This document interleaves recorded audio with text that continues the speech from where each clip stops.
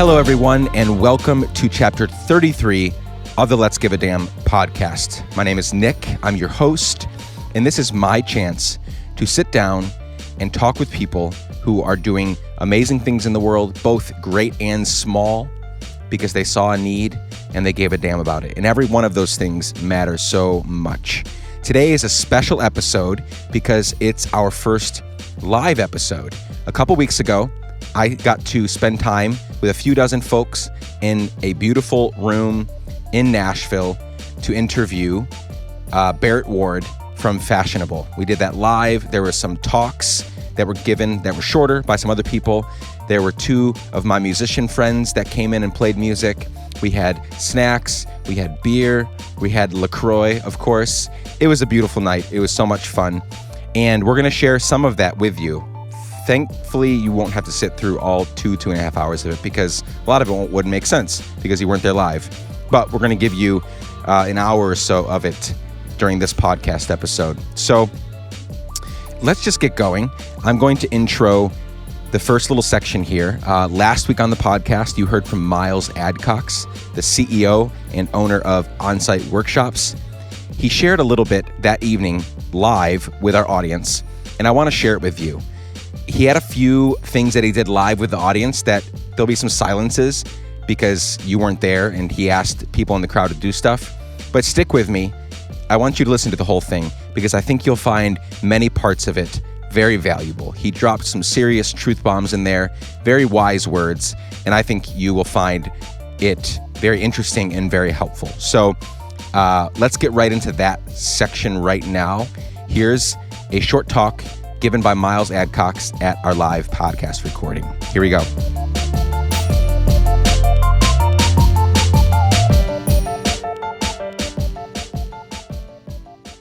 So I'm honored to be here. I love what we're here for. And I have an organization called On-Site. And we've got a 100-acre retreat center west of town. And we've got 85 beds, and we run personal growth and therapeutic retreats. And I've also got a long-term program for trauma and mental health. And I could tell you a lot about what we do, but I'd love to give you a quick snapshot about who we are and maybe how it might relate to what we're all here for tonight. So if you'd be willing, if you'd stand up with me.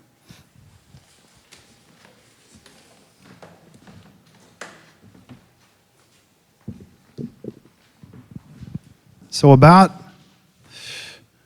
a little over 15 years ago, I was somebody walking around professionally who had experienced a lot of success for my age. And if you would have seen me, you would have thought, there's a guy that's got it together.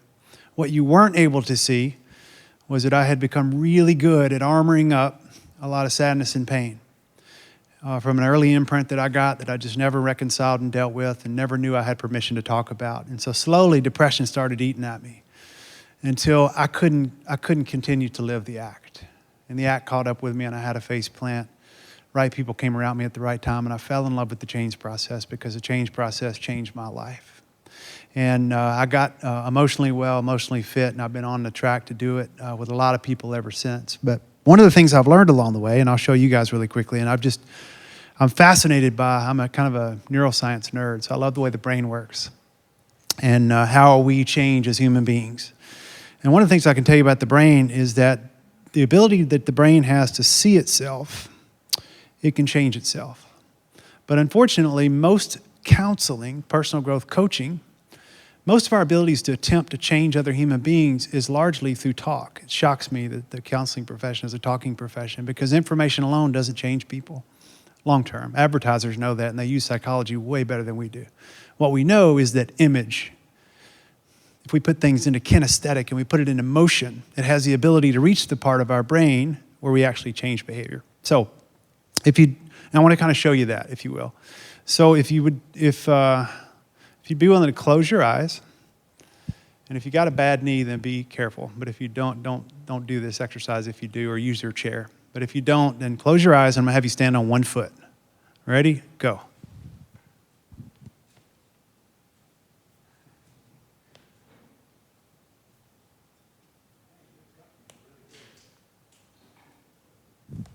The guy in the back's got a new dance move I need to learn. Kind of twerkish, kind of. So, okay, open them up. Both feet on the ground. How was that? Okay, tell me about it. Why was it hard? Dizzy? Yeah. Looked like it was out of balance. There was a lot of people kind of. Yeah.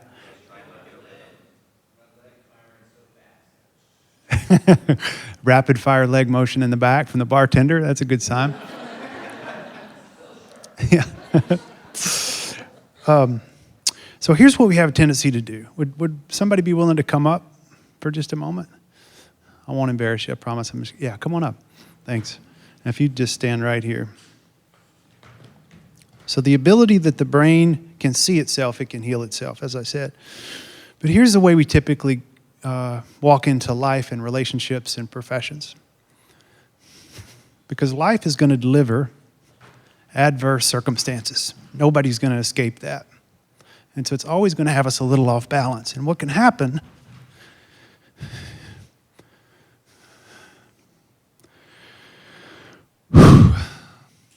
is when we're off balance, but we're not awake, then we're going to reach out to anything we can find. And let me tell you what you are for me right now. Technology and work. That's what I'm using to numb and hide. But for you, it might be addiction. It might be anxiety. It might be depression. It might be pornography. It might be anything. Whatever we use to medicate, numb, or hide emotion is where this comes in really handy. Because this momentarily feels better than this. Right? Can anybody relate to having one of these? Shopping, you name it. Thank you. Come on down. Now I want you to try something else. Eyes open, looking forward, stand on one foot.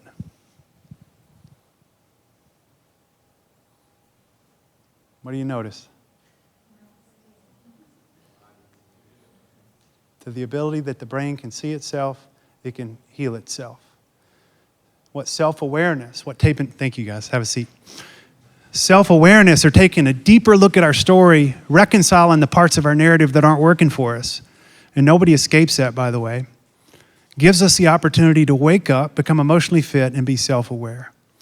And when we're self-aware, we have the ability to take on adverse life circumstances without reaching out to medicate.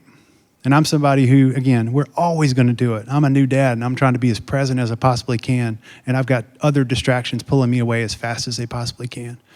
And unless I'm awake and in tune and know what's going on and have the ability to empathize with my process and give myself as much grace as I'm trying to give my new son, then you better believe if I'm in the helping profession or if I'm trying to give it to him, and my guess is a lot of you are here because you do, so you're probably trying to do cool things in the world, and you probably already are doing cool things in the world.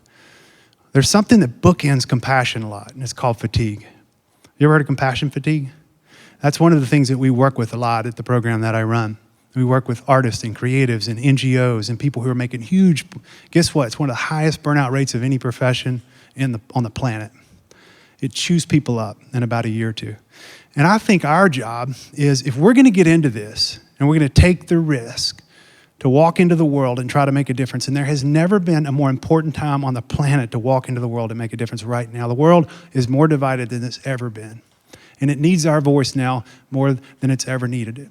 And I think the fastest, most impactful way that we can walk into and create change in the world is with a deep understanding, a deep compassion, and deep empathy on who we are, where we've been, and who we're becoming. That's the beauty of this thing, and that's the gift that we get to give each other, is that when we walk into something emotionally fit, we create sustainable change, and it starts from the inside out. So that's all the invitation that I have for you tonight. I know I didn't tell you a lot about what I do. Look up on-site if you would, if you want to learn more.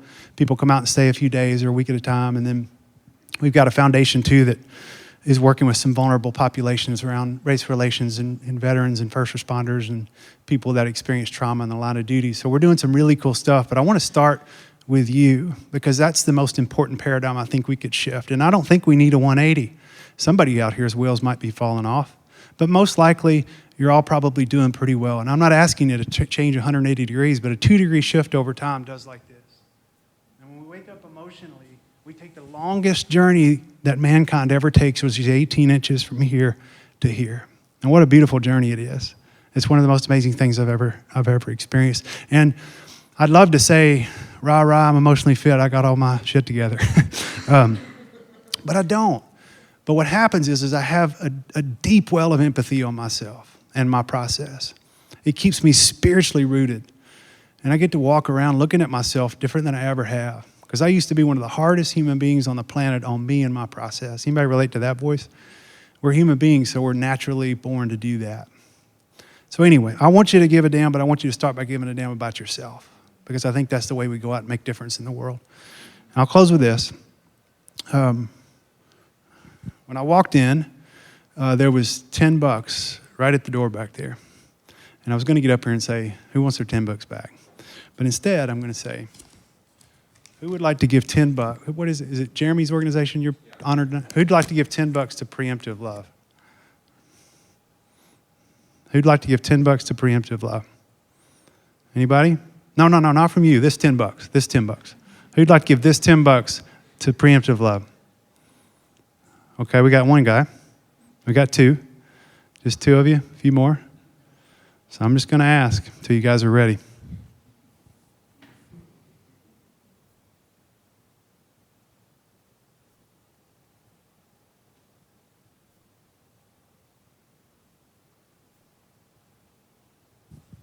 Here it is.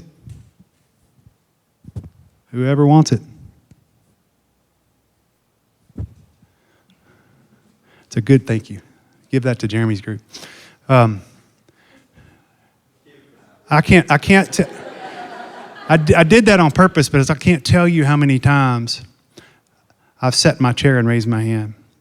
And what I want to invite you to do tonight is we don't always know what we need to do, but when somebody invites us or we see an invitation or an opening, we get up and walk towards it.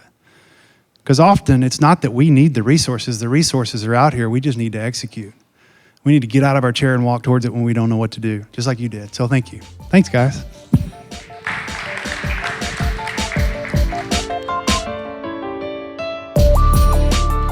Hope you found that helpful, friends. Next up is Ashley Reel. She founded Love Everywhere. You are going to hear more about that. We've shared about Love Everywhere on social media. We're going to do an interview with her soon, a longer one. But for now, actually, I haven't asked her if we can do an interview, but I assume we can. So if you're listening to this, Ashley, the ask is coming soon. But she's a special lady. Their family is awesome. And so Ashley started Love Everywhere, and you're going to hear more about that here for 2 or 3 minutes. She shared live with us, and now you get to hear all about Love Everywhere. I hope you will check them out.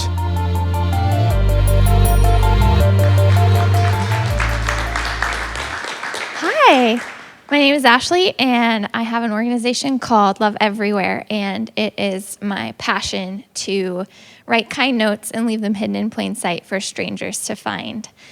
I have a ton of cards with me, and it would make me so happy if you guys would come find me when this is over so that I can give you some so that you can write some kind words of your own to leave.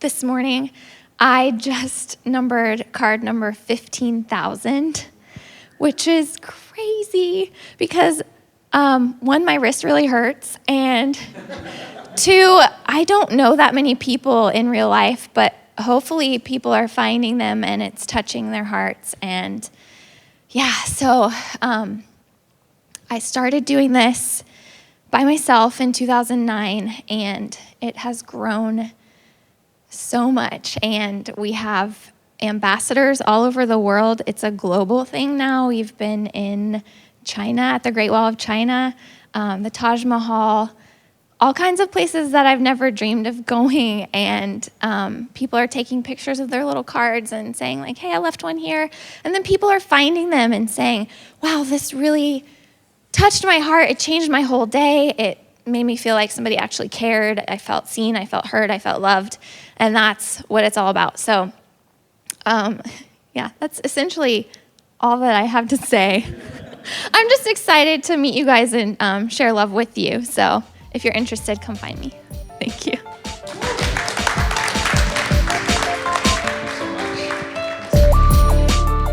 I love the work that Love Everywhere is doing. I love the work that Ashley is doing, and I hope you'll get involved. She passed out cards that night, but you can go on to shareloveeverywhere.com and find out more about how you can get involved. There's also some merch, some swag you can purchase there. Please do that to support the good work that Ashley and her team are doing. And now, before we get into the live podcast recording with Barrett, there were a couple musicians that performed that night, all friends of mine that graciously gave their time to perform for us. Jenny and Tyler were there. I can't use any of their songs on this podcast recording because of the whole label thing. We couldn't get permission in time. But I'm very pleased that I get to share one of Alex's songs. So Alex Masters is one of my good friends. Spencer and Alex are two of my good friends. They're an amazing family. And Alex Masters, go check her out online. Go check her out on Twitter and Facebook and YouTube and online. Buy her music, download it, listen to it. She's amazing. Just a beautiful voice, a beautiful soul. And here is one of the songs she played that evening. Just a beautiful song, and it helped kind of usher us into the live podcast recording. So without further ado, here's Alex Masters performing for us at the live podcast recording.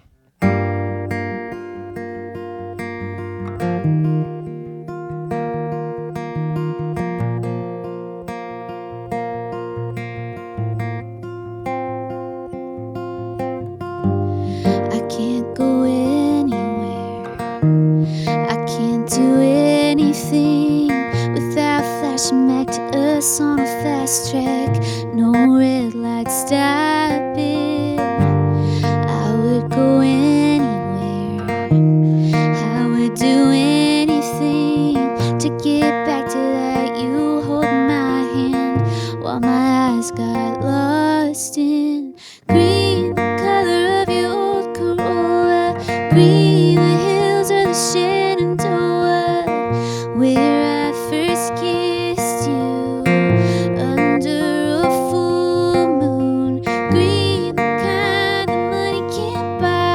Green, the envy deep inside of me. When she's with you, oh, it all comes back to green.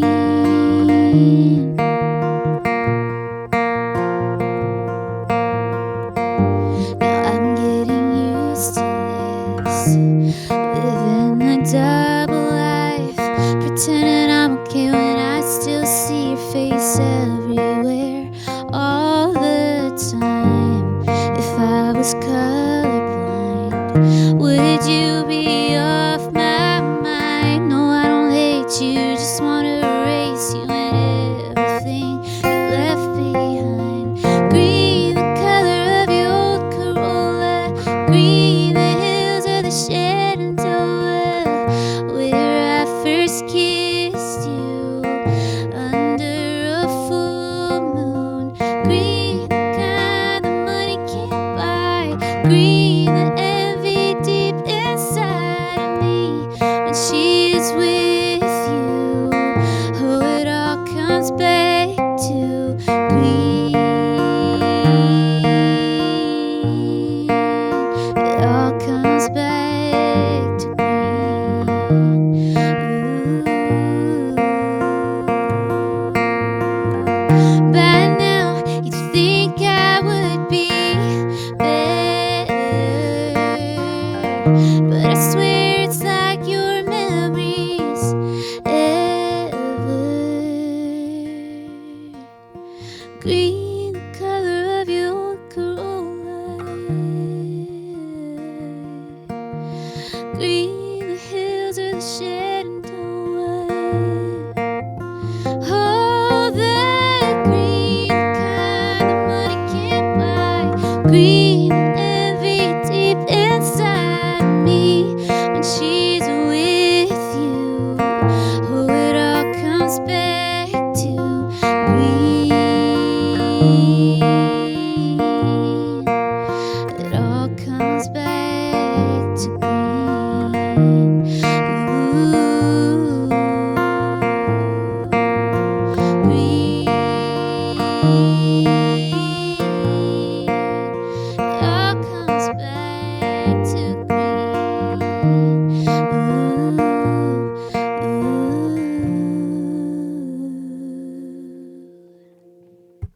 I love Alex's voice, and I hope you will too after this podcast, after hearing it. Again, go check her out. Go check out what Ashley's doing. Go check out what Miles is doing. They're all doing incredible work. And now we get to the actual live podcast recording, the reason that we met that night. I began meeting with Barrett a couple months ago, and from the moment he walked in the room and we sat down over our first drink, I felt like we were kindred spirits. We have a lot of the same passions, a lot of the same desires in life, and I really resonated with why Barrett does what he does and how he's still finding his way. He doesn't pretend to have things figured out. I love that. There's a lot of humility, a lot of passion, and Barrett is growing something amazing alongside his team, along with his team. They're growing the brand Fashionable, ethically made clothing from around the world, giving thousands of women in the developing world living wages, beyond living wages. And you're going to hear more about the story. I'm not going to give it all away right here, but I know you're going to enjoy the time with Barrett. He's awesome. His story is awesome. He was sick that night, and you're going to hear us chit-chat about that for a minute as soon as we begin. He was sick, but he plowed through it, and we got through the podcast conversation. He did super well. You're going to love hearing his heart. So I'll shut up now. Let's get right into my live podcast recording. I love saying that. It was so much fun. My live podcast recording with Barrett Ward from Fashionable. I'm really glad you're here. I really am. This is honestly like my first. I've been putting on conferences and events and tour managing for over a decade, but this is my very first event where it's like my thing. I asked you to be here, and you came. So thank you very much. Thank you very much. You ready to go? Let's do this. Okay. Get a good cough out. Do you need a cough drop or something? No. Are you really sick? Like, are you honestly sick? As far as you know, yeah. I have 4 sick children. I have 4 daughters, and 2 of them were both thrown up last night. Again. Oh. So nobody talked to him in case it's that like catch. Let's hug it out before I leave. You have hugs and kisses on the cheek? But I'm good now. Okay, good. I'm glad. So let's get started. We'll figure out how to edit all this in, or maybe we won't edit it all. Any of you listen to You Made It Weird with Pete Holmes? Anyone? Okay, right? So Pete Holmes' conversations, you better thank your lucky stars that I'm not Pete Holmes, because his go for like 3 hours. Like he will talk for 3 hours with someone, and he starts recording as soon as they walk in the studio door. So you get all the background stuff and all of this. So maybe we'll leave it in. I don't know. Get that cough in there. Thank you so much, Barrett Ward, for being here tonight. Thank you. It's good to be here. Yeah. So before we get into the work that you're doing and what you've made of your life and how long it took you to figure it out, all of that, I want to go back to the very beginning. One of my favorite things to learn about where people's beginnings, because those are the things that in some way, maybe not heavily, but they influenced who you are today in a lot of ways. So the people, the experiences, the ups, the downs, the ugly, the pretty, all of that shaped you, whether you knew it or not at the time, to be the person you are today at 36 years old, right? Yeah. The person you are today. So can you take us back as far as you want, talk as little or as long as you want about your story? Well, it's not that fascinating. Fashionable is really interesting. I can't wait to tell you about that. Okay, we'll start with your story. I'm married to Rachel, and I have 4 beautiful daughters. Rachel's beautiful too. Yes. Can we cut this start over? Nope. I'm gonna make. I have Rachel a beautiful listen to this. wife and 4 beautiful daughters, Rachel, and you know, we live in Nashville, Tennessee. I grew up in Carmel, Indiana. Carmel, Indiana, the Greyhounds. Cricket. I've never been there. You know, that I would say the only thing about my childhood that I think is interesting is I grew up in a wealthy community, and that really shaped and set me up for what was to be a later crash in life of all the pursuits of wealth and how it really was aimless. You know, once you hit the top of the wealth, you realize, gosh, that wasn't what I thought it was going to be. So that was my youth, was growing up, and I had a great family and a great community. in Carmel. I went to Indiana University mainly because in 1987, Keith Smart hit a baseline jumper, and I was like, bro, that's where I'm going to college. That's to how we win all the make our national college championship decision. So I've watched like 3 basketball games in my life, and I'm not even joking, so that would not have influenced me. You were talking about, or sorry, basketball. You were talking about basketball, right? Yeah, basketball. Okay, jump yeah, shot. still three basketball games. Yeah. So And then we moved. When I went to Indiana University, my 3rd year in school, I think the first big international move in my life was I studied Japanese language and literature in college, and I moved to Japan, and that was the first time I had ever experienced internationalism, and just realizing how broad and different cultures are. It was also the first time I ever dealt with culture shock. I remember weeping the first 3 months in Japan, listening to Shout by Tears for Fears. Shout. Yep. Shout. let it Let all. it all out. What age is this, by the way? I'm embarrassed to say 21. Okay, But thank you. keep going. You can shout and cry at 21. I also, and then when I felt really low, I would turn on the soundtrack to Aladdin. And that really pumped me up. Mr. Aladdin said, That'll cheer anyone up. it will. And then I moved to Nashville when I was 21, or soon after college, I should say, with the Southwestern Company. I sold books door to door while I was in college. You ever heard of that? Nope. It was You really sold books door to door? Door to door. It was the hardest thing I ever did, but it was also really valuable. School of Hard Knocks. It turned me from a marshmallow kid into something a little bit more The guy that would tough. cry at shout, shout, let it all Yeah, out. that's too. right. I needed it, clearly. And You so sold then- books door to door. How does Door that to even door. work? What books were you selling? Well, there's a lot of crying there as well. Yeah. A lot of rejection. Just selling like study guides, homework guides for people, for parents and their children to commune over on the dining room table. Are there any older folks here that remember getting books sold door to door? That's just not part of, yes? I Okay, apologize. it's a thing. I apologize. He was probably it if you Yeah. grew up in Nashville. And so that's what brought me to Nashville, and then I stayed here, and then and the rest is Nashville lore. So you've been here since 22? You know what? That's not true. That's the medicine talking. I've been here since 26. Okay. Yeah. So what happened between 21 and 26? I don't remember. the medicine talking. No, I actually. Was that the Japan? Was that? Japan was my last year in college, and then I moved to Michigan and You sold just books skipped for, Michigan, yeah. like just No big straight deal. up skipped Michigan. Those are some hard years too.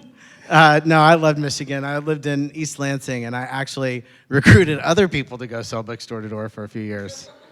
I apologize to you folks as well. Okay, so how did you go from selling books to being a fashion label? We'll get to fashionable, what it is, but like, what was that transition like? It was actually first, I met this girl named Liz that was really cute, and we started dating, and she told me to go to church, and I was like, yeah, love church. Yeah. And that was when I was maybe about 28. And so I started going to church, and they talked to me about going on this trip to Peru. And they said, if I go on this trip to Peru, I can go to Machu Picchu and witness and do all these things. And I just heard Machu Picchu. I was like, that was cool. Yeah. And so all of a sudden I was on my first, what I later learned while I was there was a mission trip. You honestly didn't know it was a mission trip until you were on it. I didn't really understand Yeah, what that sure. meant. Okay. And so before I knew it, we were doing Bible studies and things like that. We did travel to Machu Picchu. But that trip, is the first time I've ever seen poverty up close and personal. And I think that just demonstrates how disproportionately off track I was. I mean, I had just bought my dream car the month before. I felt like I'd reached the pinnacle. And then all of a sudden, I'm in Lima, Peru, where I could have bought 300 prefabricada casas, prefabricated houses for people with the car that I just bought. And it all kind of came crashing down. As crazy as it sounds or radical as it sounds, it didn't feel that weird to me. A few months later, I walked into my boss's office and I was like, I gotta go. I gotta do something different. And then moved to Africa with a company or an organization called African Leadership, which is now Mocha Club here in Nashville, Tennessee. Actually, they're based in Nashville. What age are we at now? I'm just trying to keep track. Somewhere between 28 and 40. Okay. I think it was. I think it was. I picked the wrong night to have a conversation with this guy. He's like all medicated. Yeah. No, this is the perfect 29. night, actually. It was 29 years old, I think. 29 or 30. And you were 31. in Africa. Well, where specifically? There's, 56 countries in Africa? I landed in Ethiopia, and then, which is my first country in Africa that we landed in, and I eventually adopted 2 children from there. It's a very meaningful country to my wife and I. And we went to Zambia, South Africa, as well as Zimbabwe and Kenya on that first trip. And that place, you know, I kind of started searching after I left Southwestern. I kind of started searching for what am I supposed to be doing. I went to Ireland to do some, you know, work with the poor there. But when I landed in Africa, that was a real moment of peace, you know. And it was a moment of, oh gosh, this is where I'm supposed to be. And so that became the next chapter for me, was working with African leadership full time. And then we started Mocha Club. And Mocha Club. Okay, before I want to ask about Mocha Club, but I also want to ask you this question. So for some people, as I've done a lot more engaging with people on this topic since I started the podcast. For some people, they have their give a damn moment. It's a moment, right? They encounter something, it hits them right in the face. And for others, it's a kind of a gradual process. It may be weeks, months, or years. What was it for you? Was it the Africa, or was it was it Peru? It was Peru. Like, Peru? It was watching this little girl. I still have her picture. And I'm going to go ahead and say how shallow I was at this point and demonstrate that now with this story. This little girl walks out of her shack, and she was just beautiful. And I watched her walk out of a tin shack that was no bigger than the stage in size. And she, you know, like 5 feet by 5 feet. For the podcast listeners, you can't see the stage. Yes, the stage, Yep, 5 feet. Very aware. This is bigger than 5 feet, but you're medicated, so. Yeah, I'm trying. And she walked out and was dirty. She was filthy, and she grabbed this dirty water to clean off her face. And I just felt like, what am I looking at right now? I have no idea. I may have seen this on a commercial, but I have not registered what's actually happening, that people live like this versus how I live, when I just thought I'd hit the pinnacle with that new car. And it definitely was seminal for me. I mean, I got back and immediately I went crazy. I sold my car. I was done with it all, you know. But that was the moment for me. Tell us about Mocha Club then. Well, Mocha Club was a couple of my friends and I, named Matt Wirtz and Dave Barnes, helped us start an idea where, for the cost of a couple mochas back then, Starbucks was really getting rolling, and it was kind of ridiculous. For $7, you could buy the cost of a couple mochas. And we were trying to tell a younger generation a story that, look, you can make a difference even though you don't think you can. I mean, at that point, the cost of 2 mochas would have put 2 children in school for an entire year in Zimbabwe, or to given 7 people clean water for an entire year. And so Matt and Dave started telling that story from stage, and it just translated to young people. And we did it all online. Right about that time, MySpace had just come on the scene. And I remember seeing MySpace and thinking, man, this will never die. I am going to model this after MySpace. And we did it so that people can invite. Smart. I know, I'm a visionary. Yeah. And in fact, it did work. People started inviting all their friends to be a part of the impact. It really empowered a generation of young people, I think, to get involved. That's awesome. It was fun. That's awesome. Fun This is friends. super side note. Do you guys know who Dave Barnes is? Anyone? Dave Barnes? Nod your heads. So Dave Barnes is hella funny. Like, I can't get over how, like, he's a great musician as well. Is he funny? This is nothing to do with the podcast, but I have to ask it. Is he as funny, like just chill Dave, like hanging out with Dave on the couch Dave? Is he that funny? Because we look at his Instagram stories and just can't, my wife and I just roll. Yeah. Like we roll on the floor really laughing. mean, and he's not funny. Really? No, is not that, at all. Okay, I was going to say. I think he's funnier in person than really? he is on Oh, the that's, set. okay. You got to hook that up. We got to have a All little right, I hangout. will. We just sit there, look at his Dave, Instagram. do something funny. You guys follow him on Instagram? He does these like things with all the eye, or he does, maybe it's Snapchat, but he does like the different like filters and stuff, and it's so funny. Like we just can't even stand it. That has nothing to do with the podcast. No. I'm so sorry. So I am really, so let's move now to fashionable.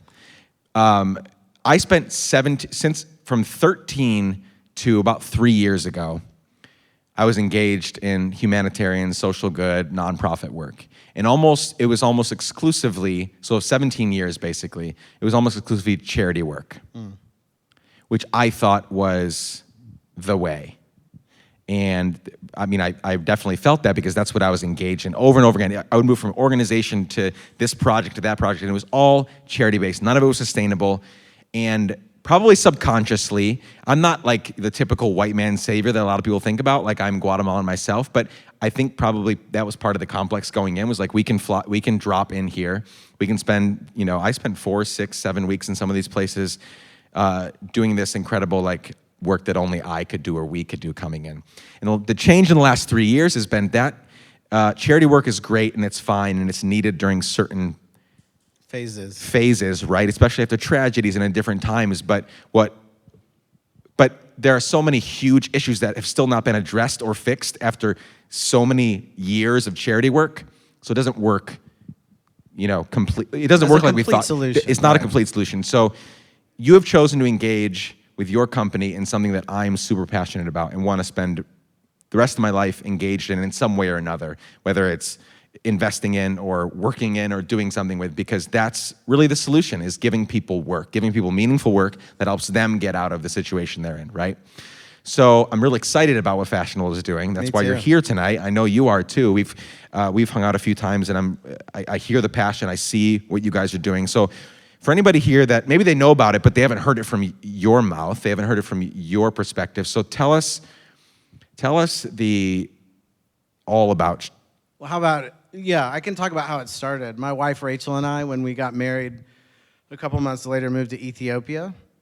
And while we were there, I was working with Mocha Club and working primarily with vulnerable women and vulnerable children. And while we were there, I saw all these girls on the streets waving at me, and I just thought everybody was really friendly. And I came to find out that sex trafficking in Ethiopia was extraordinarily high. And so I decided, well, that makes me mad. I mean, that was really, I was angry seeing these little girls try to solicit me. And then you come to find out that they're making 25 cents to $1 per trick. And the justice in you just wells up. And I wanted to get involved with Mocha Club, so we aligned with an organization that was rehabilitating women coming out of prostitution. And as we heard their stories, it was fascinating. I think my perceptions going in of what it meant to be in the sex industry or to be a prostitute was pretty demeaning of these women. But then I hear these stories of women. I met one woman that went into the sex industry to help pay for her sister's surgery for breast cancer. And so all of a sudden you realize these women are making heroic, extraordinary sacrifices to do what they do for their family, things that I can't even imagine having to do. And so to serve them was our pleasure. I wrote a blog post when I was living there called I Need Africa More Than Africa Needs Me, because I think I had gone in with what you said, that mentality of I really can't wait to help. And then it really just becomes your pleasure to serve as you realize these are the blessed, So we started working with these women and giving them this charitable arm which was critical. It gave them health care. 75% of the women were HIV positive. It gave them emotional, counseling and group counseling and nutrition and all these kind of things they needed to get back on their feet. But the thing I consistently heard from them was, once we get back on our feet, what are you going to do about that? Because I still don't have any more skills. I will have to go right back to what I was doing. And so that was kind of seminal moment number 2. And so my wife and I were at the marketplace one day looking at these scarves that they make in Ethiopia, and I said, are those cool? Is that why you're buying them? Or are you buying them because they're from Ethiopia? And she said, no, these are really beautiful. And so that was the light bulb moment. Weaving had been around since the time of Queen of Sheba in Ethiopia. She's a real person.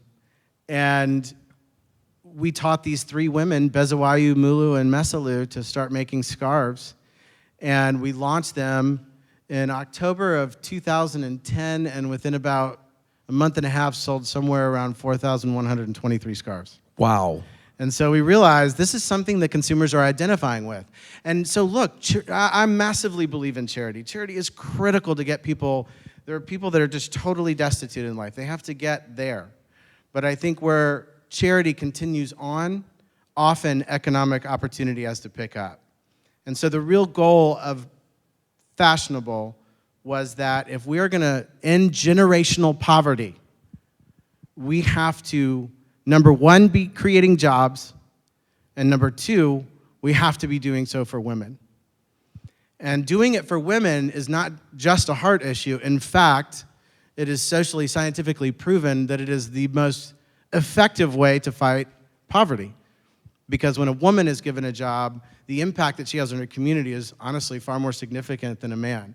Whereas a man will spend 30 to 40% of his money on his family, a woman will spend 90% on her family. So that equals healthcare, education. So working with women for us wasn't just of the heart, and it is. It's primarily driven by that, or initially driven by that. But what sustains us is that we believe this is the solution to ending extreme poverty, is creating jobs. I'm down. Let's do it. I like it. So what does it look like today? So that's an amazing vision, and I'm all excited and want to get everybody else. Well, they're probably already excited, and let's do this together. So what does it look like? What does it look like today? What is fashionable? Well, that's a good question. So we're actually going through kind of an evolution of our brand, and right now we have. We sell denim, we sell shoes, we sell apparel. But all of that, selling all that stuff is about a bigger strategy. Would you like to hear what the bigger strategy is? 100%. All right then. So I think for me, a couple years into social entrepreneurship, I started becoming a little disillusioned by how many people were starting things and kind of attaching a storyline or a social good to it. And I'm not saying they weren't good or bad or justified or not, but I think the community of social entrepreneurship was getting watered down pretty deeply. I mean, Sure. Would you guys affirm that it's kind of a dime a dozen right now? Yeah. And I just felt like, what are we doing to prove it? I remember a young person coming up to me after a speech going, I just think what you guys are doing is so amazing. And I thought to myself, but you don't really know. I just told you a couple stories. And so it made me feel like we've got to prove this. And so for the last 2 years, the thing that just sticks in my mind is picturing, if I'm lucky enough to stand in front of St. Peter, I don't think he's going to give me a high five for how many bags we sold. And it frightens me to picture him saying, you know, you really marketed a lot more about women than you invested in making sure that that work was effective. And those kind of things keep me up. I think to myself, I should not be able to enjoy the fruits of my labor, and we shouldn't be able to enjoy the things that we consume at the expense of somebody else who makes those products not having their basic necessities met or being able to meet their own basic necessities through that job, right? So what we've been developing over the last few years is a way to track that social impact, and we're launching that actually next month. And it's kind of born out of this thought process. You know, 60, 70 million people are in the manufacturing space right now in the fashion world. And 75% of those are women. And the biggest impact and the biggest challenge is that almost, well, on average, they make far less than a living wage, almost half of a living wage.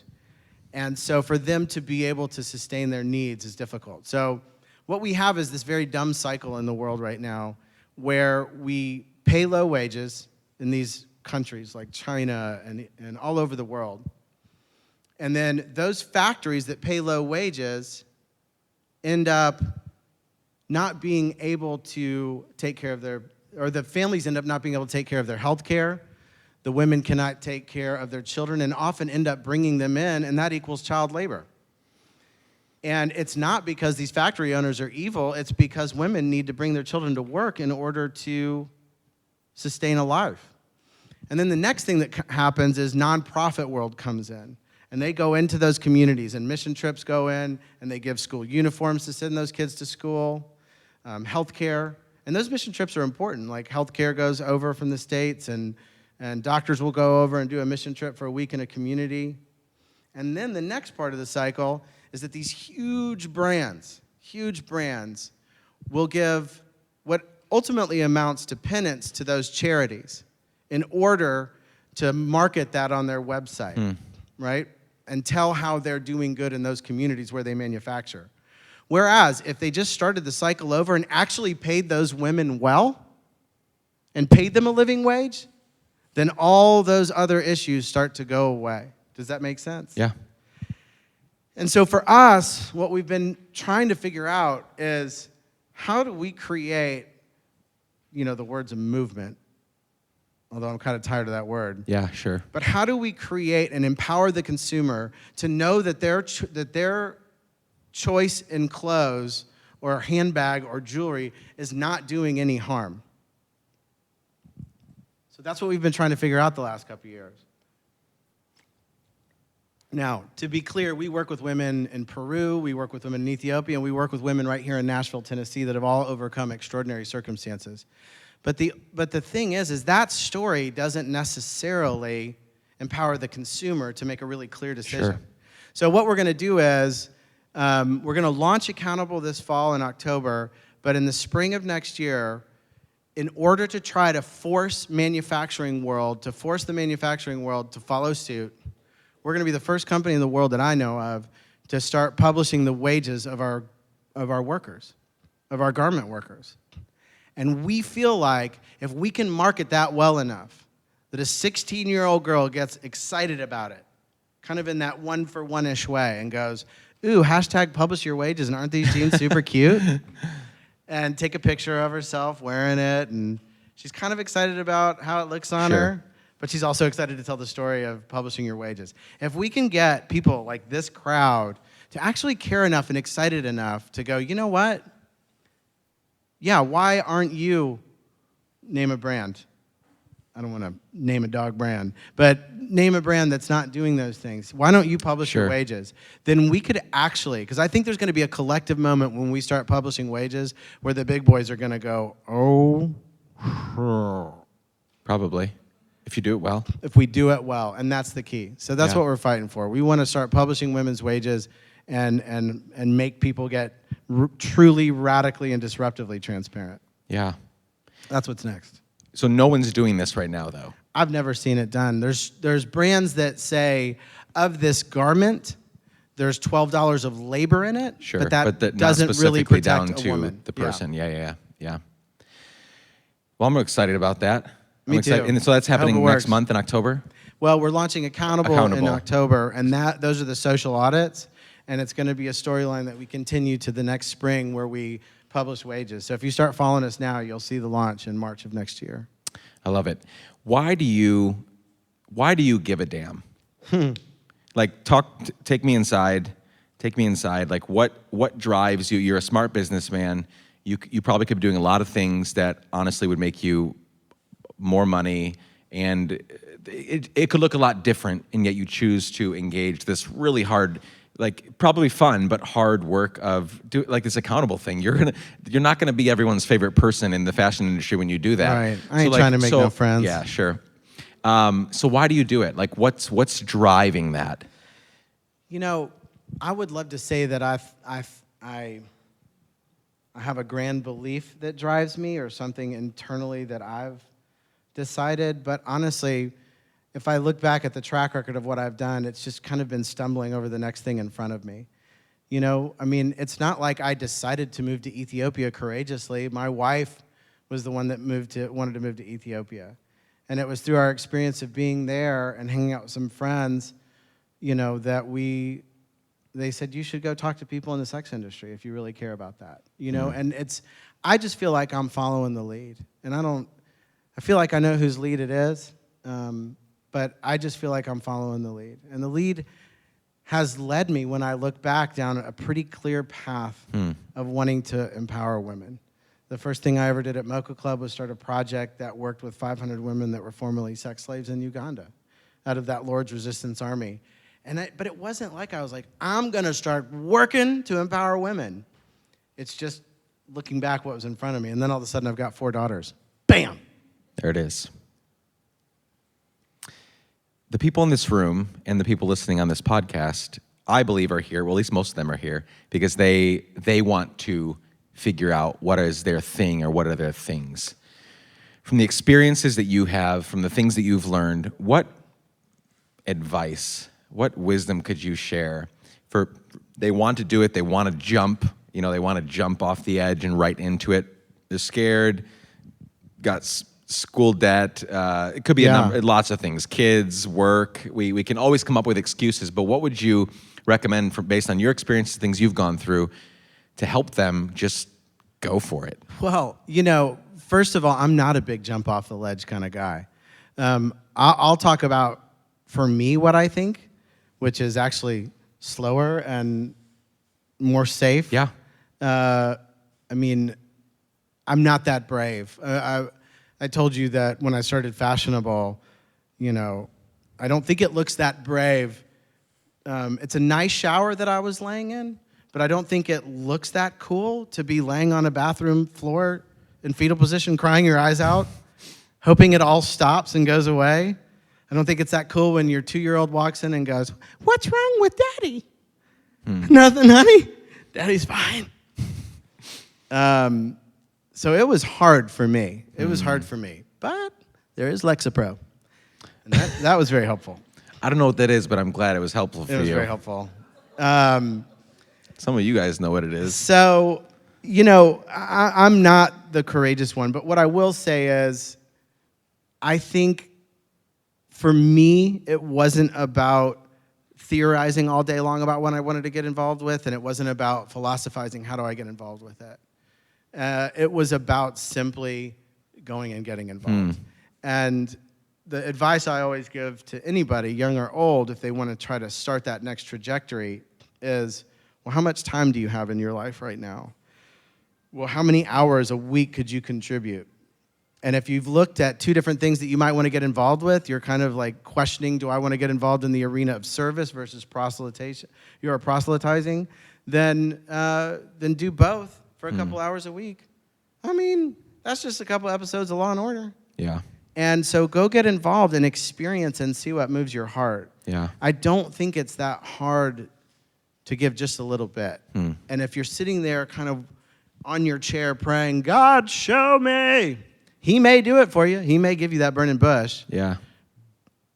Or He may just would like you to get involved and just see do what it. It's like. Yeah. So I would just say volunteer. Get involved with something. I have a young lady that met with me the other day, last week, that is doing just that. Very smart. She's working in e-commerce, but can't leave that job for another 6 months, and said, "Can I start volunteering my time?" And that's just smart. That's making herself indisposable, demonstrating her heart and her service. That's the way to do it, for me. That makes sense. First of all, Law and Order is terrible. Not Special Victims Unit, but move on.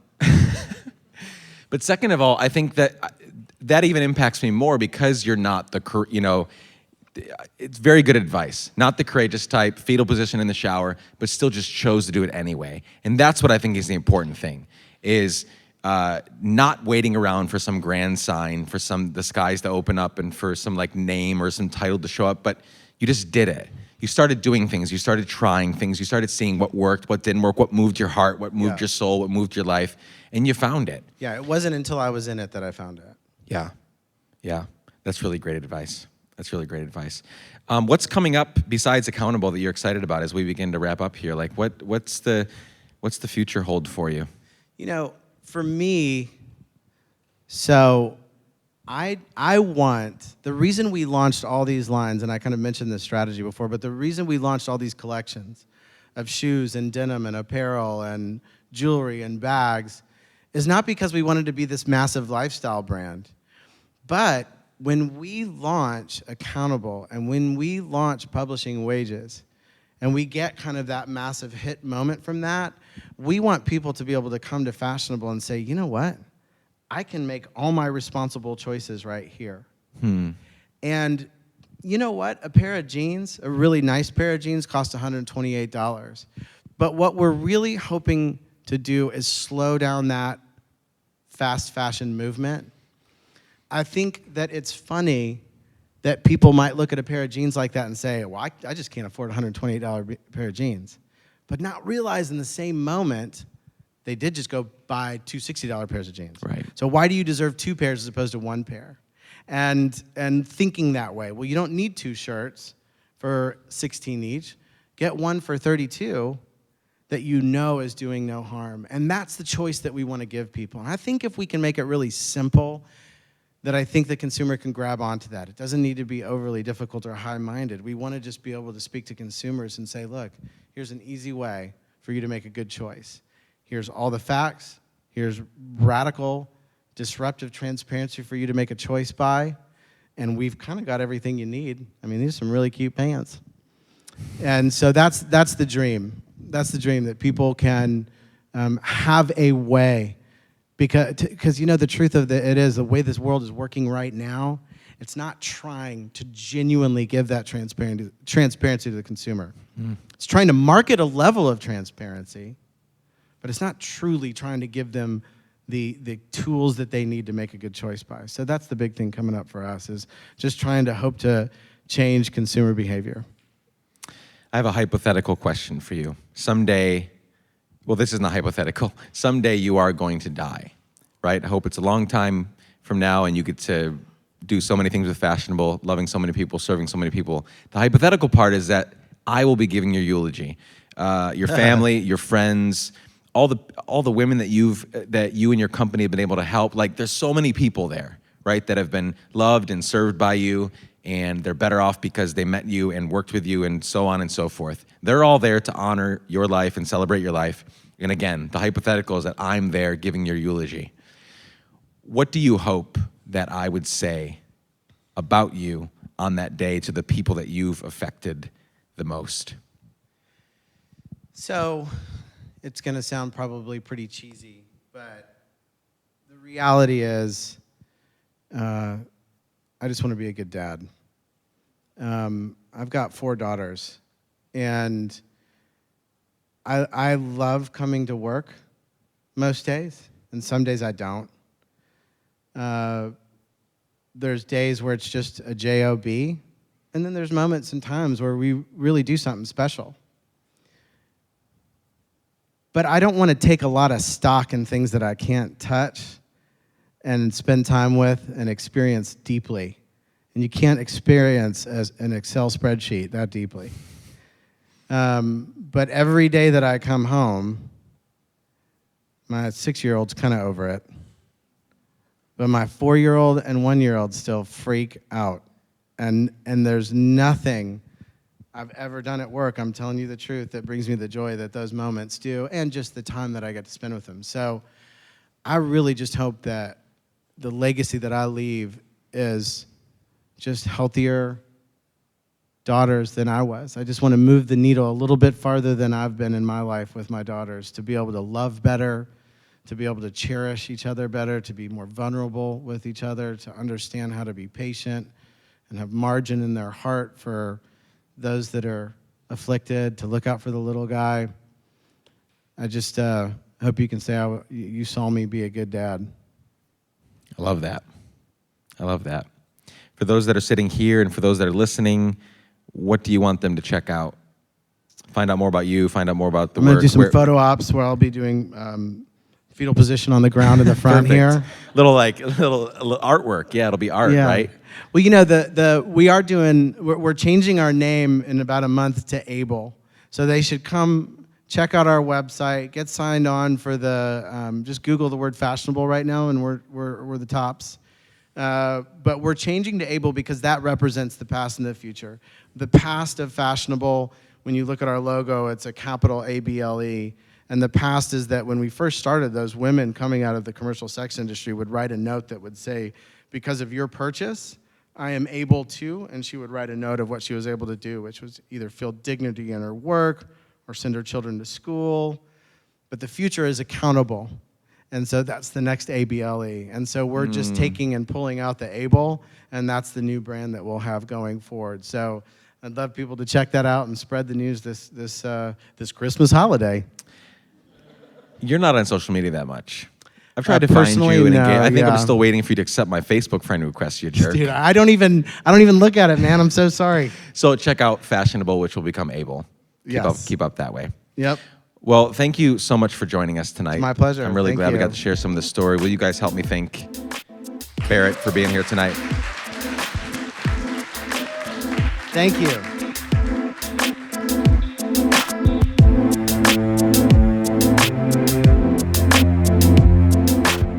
Friends, thank you for joining Barrett and me today, and Miles and Ashley and Alex and everyone else that was there that night. I'm so glad that you got to peek into our live event a little bit.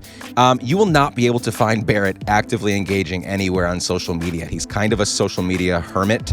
Usually I give the social media handles and all that. You're not really going to find him. And you're going to wait a long time for your Facebook friend request because I still am and he's my friend. But Fashionable, on the other hand, is very active. You'll love following along with them. So go to livefashionable.com. They're on social media at livefashionable. And as Barrett shared in the podcast episode, that brand is changing soon. So go and follow those accounts so you'll get notifications and you'll see when the brand actually changes. So many amazing things ahead for them. I'm so excited. Make sure you follow along. You can follow me at Nick LaPara everywhere. You can follow Let's Give a Damn at Let's Give a Damn everywhere. And if you like this podcast and want to see us continue making podcasts for a long time to come, here are a few quick ways you can help. As I wrap up, leave us a review, 5-star review on Apple Podcasts. Tell a friend they should listen. Share an episode on social media. Take a screenshot, put it on your Instagram story or whatnot.